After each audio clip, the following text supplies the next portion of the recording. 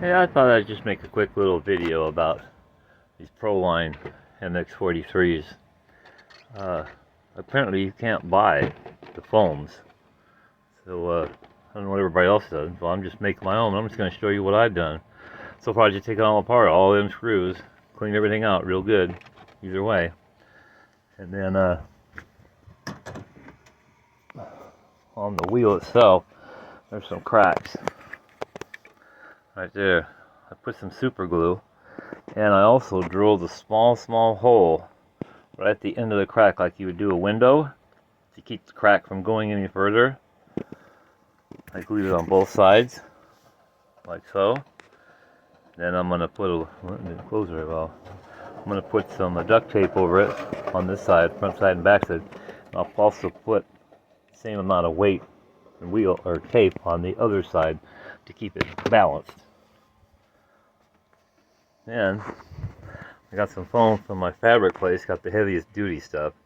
And so far my measurements, what I find, is 22 millimeters long. I don't know how many, or 22 inches, I didn't know how many centimeters. But it's 90 millimeters wide or 3.5 inches wide. Cut yourself a strip, like so. I'll show you. There, I got it. There's my, I cut it off. I just use scissors. Just your regular old usually too. Just like this. I'm trying to do this one-handed. Trying to do it evenly. Try to make it as flat as you can. So now you got yourself a 90 millimeter or 22 inches long, inches wide. Hold on. So what you need is you need a jig. I just get this box. It's an old motor one, but it's exactly 3 inches wide. That makes it perfect for a jig. So what I've done, taken this, took your super glue. I'm almost out of super glue too. And sorry about this. So what I do is just put a nice thin little layer. Okay, whoops, kind of on there. Nice little layer. A little on the other side. Remember, super glue isn't really made for porous materials. That's what they say. It's supposed to be more for glass, hardware stuff. Come on. So you get yourself a nice little gobber on there. Like that.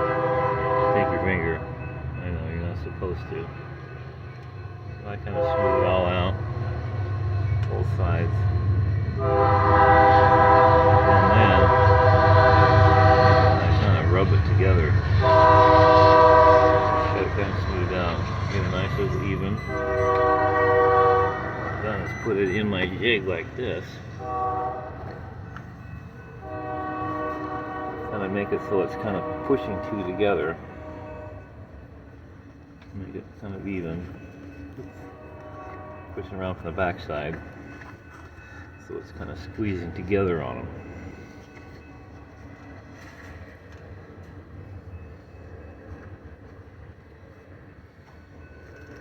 Make sure they're nice and level, nice and even.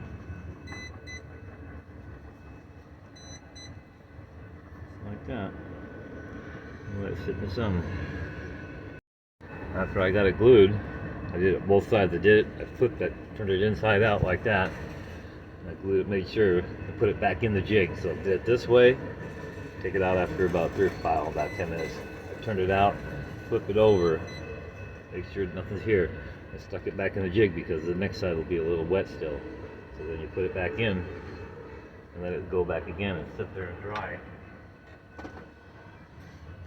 Like I said, flip it around, turn it over, flip it around, put it back in, and let it sit there.